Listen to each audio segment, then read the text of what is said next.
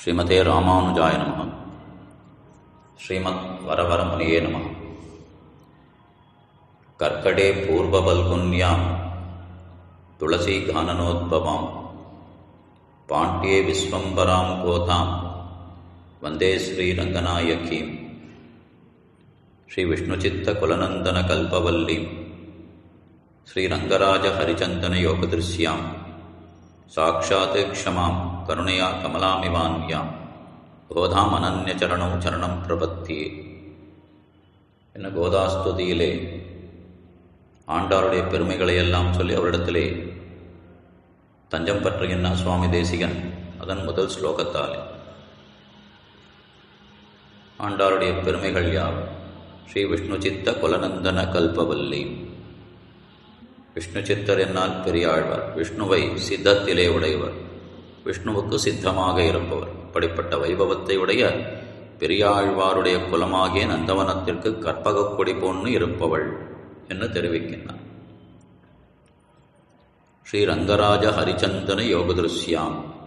ஆண்டாளுடைய திவ்யமான வடிவழகானது காண்பதற்கு மிகவும் வசீகரமாக இருக்கின்றது. திருவரங்கப் பெருமாளாகிற ஹரிச்சந்தன மரத்தோடு சேர்ந்து ஒரு கொடி போன்று படர்ந்திருக்கின்றவளாக காண்பதற்கு மிகவும் அழகிய வடிவுடையவளாக இருக்கின்றாள் என்று தெரிவிக்கின்றார். இப்படிப்பட்ட ஆண்டாளுடைய கருணையானது எப்படி இருக்கின்றது என சாட்சாத் க்ஷமாம் கருணையா கமலாமிவான்யா. பொறுமையே வடிவெடுத்தவளான பூமி தேவி அவளே என்றோ இங்கே ஆண்டாளாக திருவதரித்திருக்கின்றாள். அதற்கு மேற்பட்ட கருணையிலே இவள் பெரிய விராட்டிக்கு நிகராக இருக்கின்ற தன்மையுடையவளாக இருக்கின்றாள் என்ன அவளுடைய குணம், அந்த தயை, அதனை விவரித்து கோதாம் அனன்யச்சரணோ சரணம் பிரபத்தியே என் அப்படிப்பட்ட ஆண்டாளிடத்திலே வேறு கதியற்றவராக ஆண்டாளே உன்னிடத்திலே சரணம் பற்றுகின்றேன் என்ன அவளிடத்திலே சரணாகதியை அனுஷ்டிக்கின்ற சுவாமி தேசிகன். ஆக ஸ்ரீ விஷ்ணுசித்த குலநந்தன கல்பவல்லி என்ன பெரியாழ்வாருடைய குலத்திற்கு ஒரு கற்பக கொடி போன்று இருக்கின்றாள் என்று தெரிவிக்கின்றார். இன்றைய நாள்பாட்டிலே உள்ளே எழுப்பப்படுகின்ற பெண்ணின் பெருமையை குற்றமொன்னில்லாத கோவலர்த்தம் பொற்கொடியே என்று விழித்து எழுப்புகின்றார்கள். கற்றுக்கரவை கணங்கள் பல கறந்து செற்றார் திரளழியச் சென்று செரு செய்யும் குற்றமொன்னில்லாத கோவலர்த்தம் பொற்கொடியே புற்றரவல்கொள் புனமையிலே போதராய் சுற்றத்துத் தோழிமார் எல்லாரும் வந்து நின் முற்றம் புகுந்து முகில்வண்ணன் பேர் பாடும் சிற்றாதே பேசாதே செல்வப் பெண்டாட்டி நீ எற்றுக்குறங்கும் பொருளேலோர் எம்பாவாய் என திருப்பாவையிலே 11ஆம் பாசுரமானது அமைந்துள்ளது. இன்றைய நாள் மார்கழி மாதம் 11ஆம் நாள் ஆகையால் 11ஆம் பாசுர அனுபவங்கள்.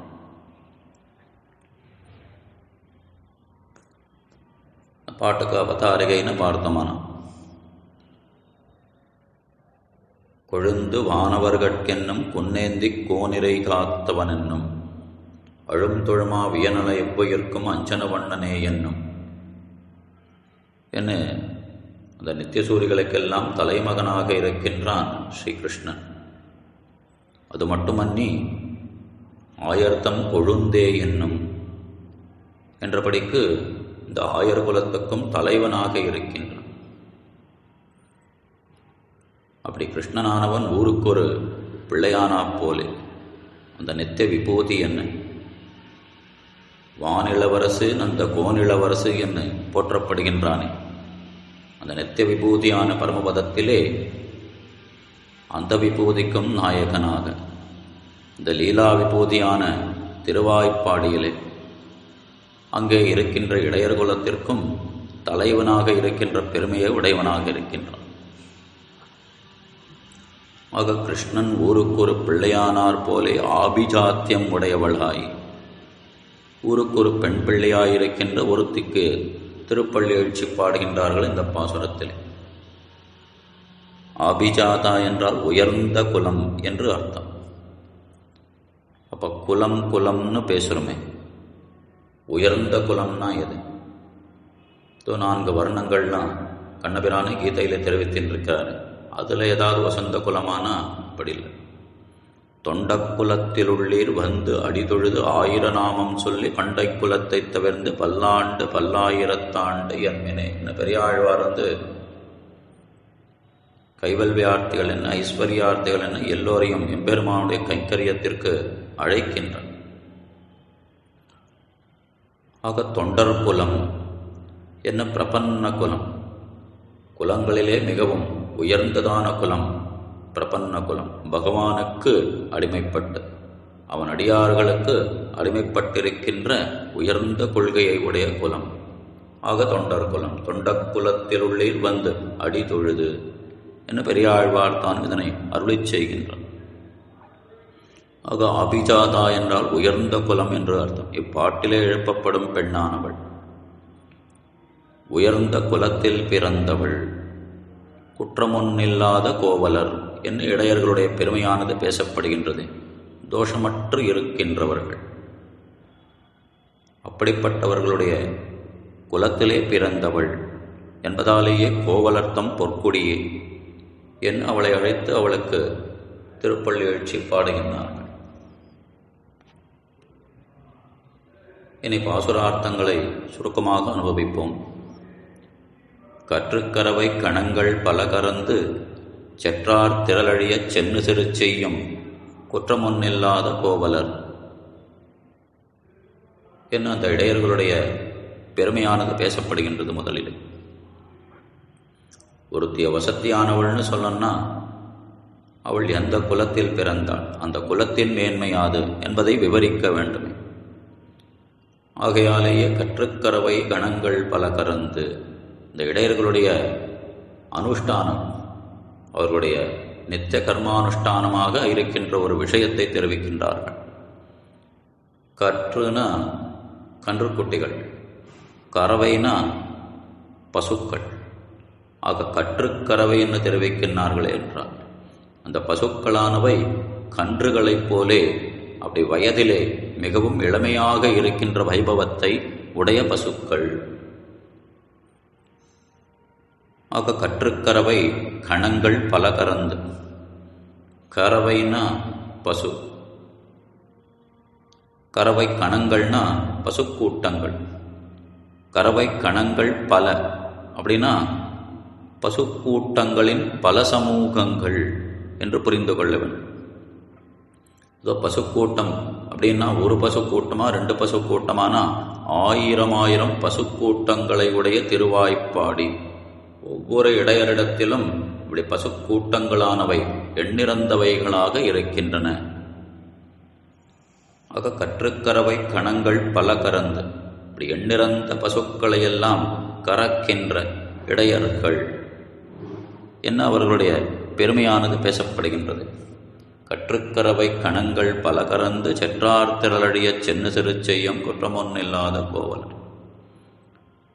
பெண்ணே, நீ ஆய்குலத்திற்கே அலங்காரமாக விளங்கும் கொடி போன்று இருப்பவள். அந்த இடையர்களுடைய குலமானது எத்தகையது என்னால் கன்று காகும் வயதிலேயே கண்ணன் கைப்பட்டு கறவை மாடுகளாயிருக்கின்ற பல பசுக்கூட்டங்களை கறக்கும் வலிமை பெற்ற குலமாகும். இப்போ கற்றுக்கறவைன்னு பசுக்கள் எல்லாம் கன்றை ஒத்த அந்த இளம் கன்றுகள் போலே இருக்கின்றன என்னால். அதற்கு என்ன காரணம்னா கண்ணனுடைய கைஸ்பர்சத்தாலே ஏற்பட்ட வைபவமாக இருக்கின்றது. ராமபிரானுடைய அழகை பார்த்து பார்த்து சக்கரவர்த்தியும் தன்னுடைய யப்பன பருவத்தை எய்தினார் என்று பார்க்கின்றோமே. நித்திய விபூதிலே நித்திய சூரிகள் கூட அப்படி 25 வயதை ஒத்த அந்த யவ்வனர்களைப் போலவே இருக்கின்றார்கள் என்னால் அது எம்பெருமானுடைய திருக்கண் கடாட்சத்தாலே எப்பொழுதும் அவனை சதாபஸ்யந்தி சூரையா என்று கண்கொட்டாமல் பார்த்து கொண்டிருக்கின்றார்களே. அப்படி எம்பெருமானை பார்த்து கொண்டிருப்பதாலேயே சதா சர்வகாலம் அவனை நோக்கிக் கொண்டிருப்பதாலேயே அவனுடைய திருக்கண் கடாட்சத்தாலே இவர்கள் வயதிலே எப்பனவர்களாகவே இருக்கின்றார்கள் என்று அந்த நித்தியசூரிகளின் வைபமானது பேசப்படுகின்றது. அதுபோன்று இங்கே பசுக்களும் கிருஷ்ணனுடைய கைஸ்பர்சம் பட்டதாலேயே கன்றுகளைப் போலவே இருக்கின்றன. அப்படி கன்றுகளைப் போல இருந்தாலும் அவற்றிலிருந்து சுரக்கும் பாலானது வாங்கக்குடம் நிறைக்கும் வள்ளல் பெரும் பசுக்கள். இப்படி ஒரு பாத்திரத்தை வைத்தாகிவிட்டால் அப்படி உடனேயே பொங்கி வடியுமாம். ஏற்ற கலங்கள் எதிர்பொங்கி மீதளிப்பன்னு 21ஆம் பாட்டில் தெரிவிக்கும். கறக்கத்துக்கு நம்மளிடத்துல பாத்திரம் இல்லைன்னு ஆகுமே ஒழிய பசுக்களிடத்திலே பால் இல்லை என்று ஒரு பொழுதும் ஆகலாம். ஆக கற்றுக்கறவை கணங்கள் பல கறந்துன்னு அப்படி எண்ணிறந்த சமூகங்களை உடைய பசுக்களை கறப்பதாகிற நித்திய கர்மானுஷ்டமாகிற தொழிலை செய்பவர்கள் என்று அவர்கள் செய்யும் தொழிலை உரைக்கின்றார்கள். அதற்கு மேற்பட்டு செற்றார் திரளழிய சென்று செரு செய்யும். செற்றார்னா எதிரிகள்னு அர்த்தம். கண்ணனுக்கு தீங்கு விளைக்கும் எதிரிகளில் வலிமை அழியும்படியாக அவர்கள் இருக்கும் இடத்திற்கு சென்று போர் புரியும் உத்தம வீரர்கள் நிறைந்த குலம் என்று தெரிவிக்கின்றான். ஒரு எதிரி வரட்டும், அப்ப பார்த்துக்கலாம் அப்படின்னு ஆறியிருப்பார்களா என்றால், கண்ணனுக்கு எதிரின்னு ஒருத்தனை பற்றி தெரிஞ்சாச்சுன்னா அவன் இருக்கும் இடத்திற்கு சென்று அவனை அழிக்கக்கூடிய சக்தியை உடையவர்கள் சென்று அங்கு தென்னிலங்கை செற்றாய் திரள் போற்றி என்று ராமபிரானுடைய அந்த வீரச் செயலானது பேசப்படுகின்றது. ராவணன் ஆழ்கின்ற அந்த இலங்கை அங்கு சென்று ராவணனை அழித்தவன் ராமபிரான். சதுரமா மதில் சூழ் இலங்கைக்கு இறைவன் தலை 10 உதிர ஓட்டி ஓர் வெங்கனை வைத்தவன் போதவண்ணன் என்ன மலநாதிபிரானிலே தெரிவிக்கின்றார்.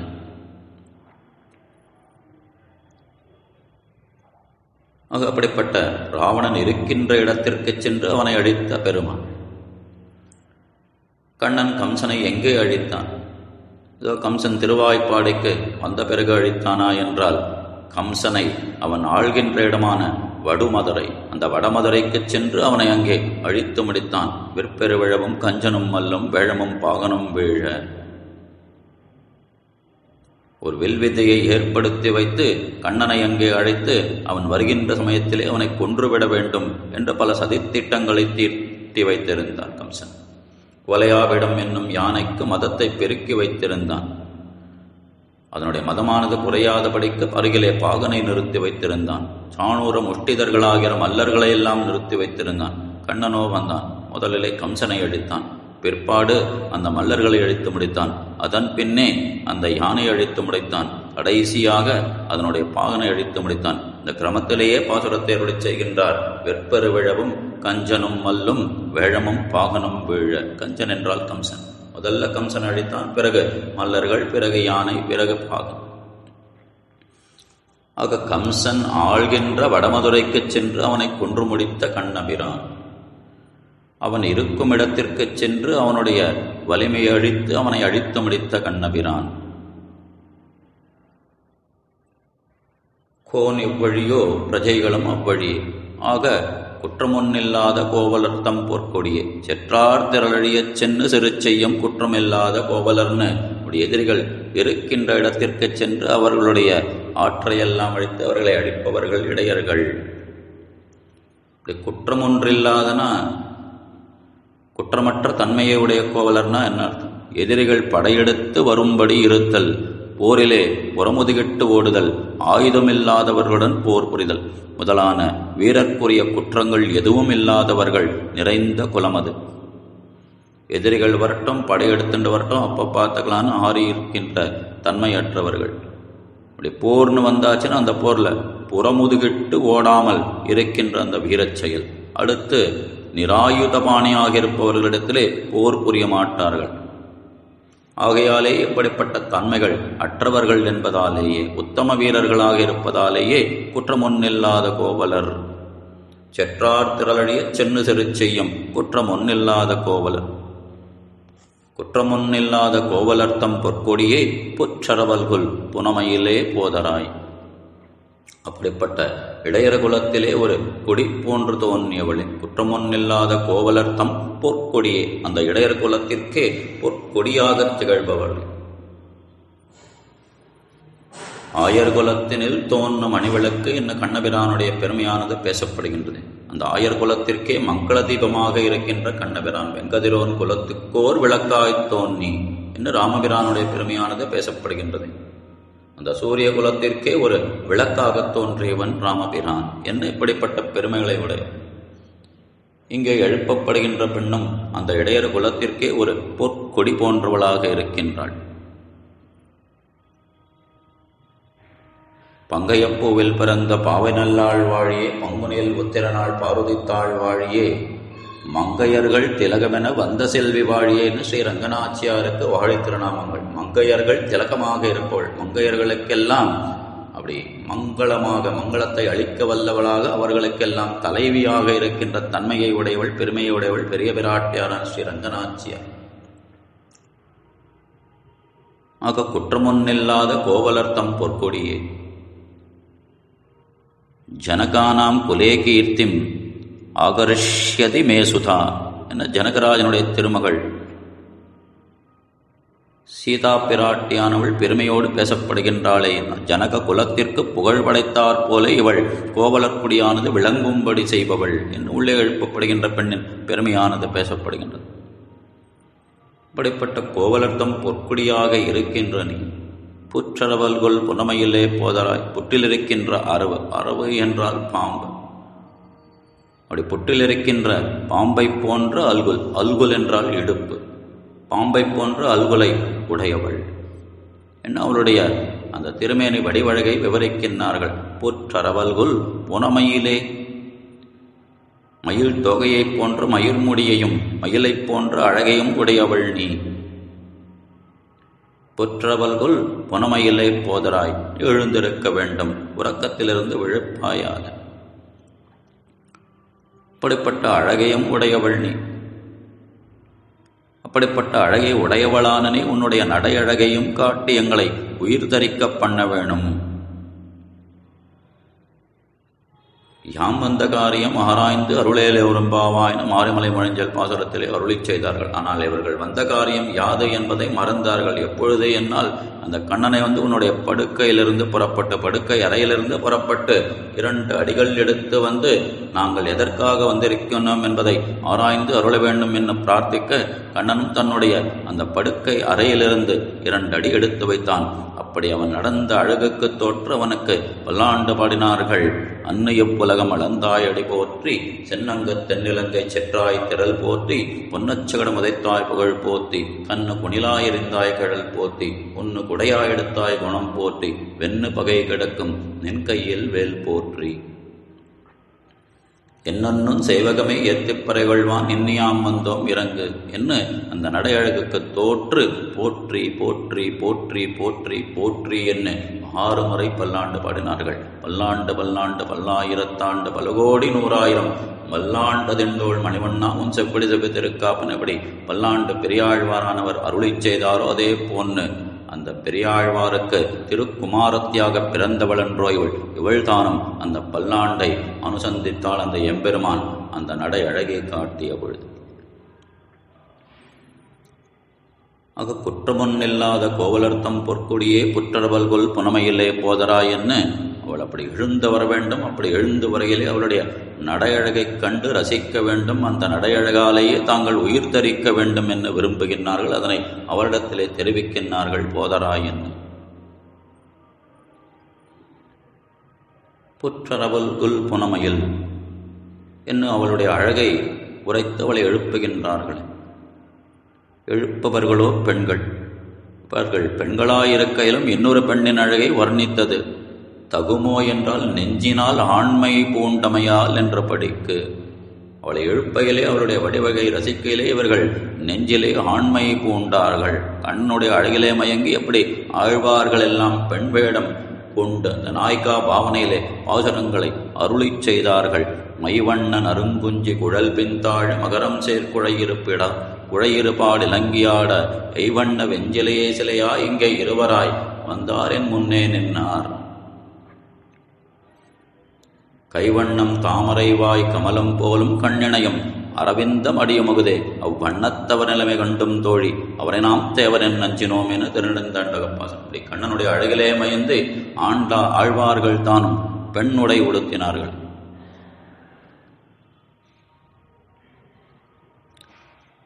வராக வாமனனே அரங்காவட்டனேமி வலவாராகவா உன் வடிவு கண்டால் மன்மதனும் மடவாராக ஆதரம் செய்வன் என்று திருவரங்கத் தந்தாதி. அப்படி ராமபிரானுடைய அழகைக் கண்டு ஆண்களும் அவனது அழகில் ஈடுபட்டு காமுறுவர் என்று ஆண்களும் பெண்ணாகும் இடமுண்டு என்றபடி காட்டப்படுகின்றது.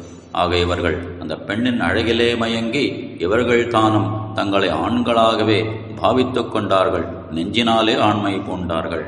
ஆழ்வார்களும் அந்த கண்ணனுடைய அழகுக்கு தோற்று, ராமனுடைய அழகுக்கு தோற்று நெஞ்சினாலே பெண் வேடம் பூண்டார்கள். பும்சாம் திருஷ்டி சித்தா பவஹாரிணாம் என்றபடிக்கு அவன் ஆண்களையும் பெண் உடை உடுக்க பண்ணுமா போலே பெண்களை ஆண்களாக்குகின்றது இங்கே இவளுடைய அல்குல், அதாவது நுண்ணிய இடை என்ன 6000 படையிலே அழியமணவாள பெருமாள் நாயனார் என்னும் ஆச்சாரியர் அருளி செய்கின்றார். நிறைய திருஷ்டாந்தங்கள் காட்டப்படுகின்றன. தாமரை இதழ் போன்ற கண்களை உடையலும் ஸ்நானம் செய்பவளுமான திரௌபதியின் பெரிய அல்குலை கண்ட ஸ்ரீகளும் ஆண்மையை மனசாலே விரும்பினார்கள், மனசிலே ஆண்மையை எய்தினார்கள் என்று காட்டப்படுகின்றது. இந்த திரௌபதியினுடைய அழகை பார்த்த பெண்கள் கூட மனசாலே ஆண்களாக மாறினார்கள் என்று தெரிவிக்கப்படுகின்றது.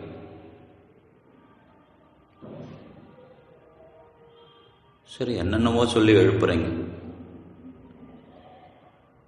இங்கே இருக்கிற எல்லாரும் வந்தாச்சா அப்படின்னு கேட்கின்றாள் அவள். சுற்றத்து தோழிமார் எல்லாரும் வந்து நின் முற்றம் புகுந்து முகில்வண்ணன் பெயர் பாட. மற்ற எல்லாரும் வந்தார்களோ என்று கேட்டால் உள்ளே உறங்கிக் கொண்டிருப்பவள். உடனே இவர்கள், உனக்கு உறவுமுறையாக இருக்கும் இப்பூரில் உள்ள தோழிமார் அனைவரும் உன்னை காண்பதையே பயனாக கொண்டு எதற்காக இங்கே வந்திருக்கின்றீர்கள் என்று கேட்கின்றாய். உன்னை காண்பதையே ஒரு பயனாக கொண்டு வந்துள்ளோம்.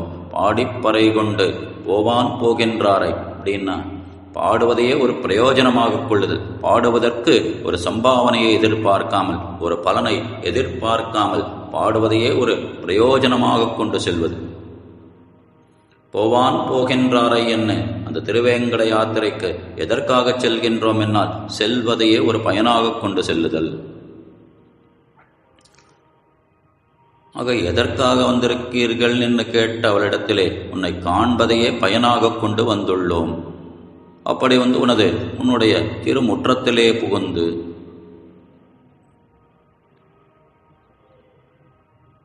அன்பொடு தென் திசை நோக்கி பள்ளி கொள்ளும் அணியரங்கன் திருமுற்றத்து அடியார் தங்கள் இன்பமிகு பெருங்குழுவு கண்டு யானும் இசைந்துடனே என்னுகளோ இருக்கு நாளே. அணியரங்கன் திருமுற்றத்து அடியார்கள் என்று அங்கே பேசப்படுகின்றதே குலசேகர ஆழ்வாரால். ஆக உனது முற்றத்திலே புகுந்து கார்மேக வண்ணனான அவனுடைய நிறத்தையும் முகில்வண்ணன் பேர் பாட, மேகங்களைப் போன்ற கார்மேகங்களைப் போன்ற வடிவுடையவன், கருவுடை மேகங்கள் கண்டால் உன்னைக் கண்டால் ஒக்கும் கண்கள் என்ன பாசுரம். கார்மேக வண்ணனான அவனுடைய நிறத்தையும் வன்மையையும் வள்ளல் தன்மையையும் கூறும் திருநாமங்களை பாடுகின்றோம். முற்றம் புகுந்து முகில்வண்ணன் பேர் பாட. முகில்வண்ணன் பேர் பாட இப்படி நீ உறங்கிக் கொண்டிருக்கலாம்.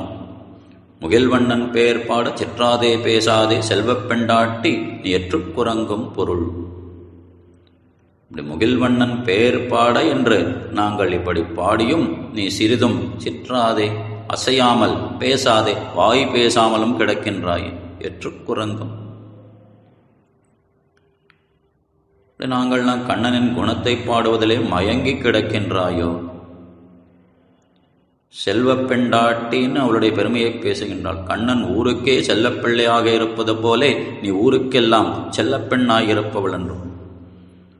அத்தகைய உன்னை நாங்கள் பெற வேண்டாம், உன்னை பெறுவதையே ஒரு புருஷார்த்தமாக கொண்டு வந்துள்ளோம், அதற்காகவே பாடுகின்றோம். முகில்வண்ணன் பெயர் பாட சிற்றாதே பேசாதே செல்வப் பெண்டாட்டி எற்றுக்குறங்கும். நீ எற்றுக்குறங்கும். எங்கள் கூக்குரலை கேட்ட பின்பம் நீ எதற்காக உறங்கிக் கிடக்கின்றாய். அப்படி பாகவதோத்தமர்களை பெறுவது உயர்ந்த புருஷார்த்தம் அன்றோ. அதனை அறியாதவள் போல் நீ இப்படி உறங்கிக் கிடக்கலாம் என்று அவளிடத்திலே கேட்கின்றார்கள். முகில்வண்ணன் பெயர் பாட எற்றுக்குறங்கும். பொருள் ஏலோரெம்பாவா என்னும் மயிலானது முகிலின் பெயரை கேட்ட மாத்திரத்திலே அழித்து கூத்தாட வேண்டியிருக்க முகில்வண்ணன் பேர்பாட என்று சொல்லி அழைத்த பின்பும் நீ இப்படி கிடந்து உறங்குவாயோ என்று அவரிடத்திலே கேட்கின்றார்கள். திறனறிந்து சொல்லுக சொல்லை அரணும் பொருளும் அதனினூங்கு இல் என்ன திருக்குறள். திறனறிந்து சொல்லுக சொல்லை, சொல்லின் திறத்தை அறிந்து சொல்லை வழங்க வேண்டும். அரணும் பொருளும் அதனின் ஊங்கு.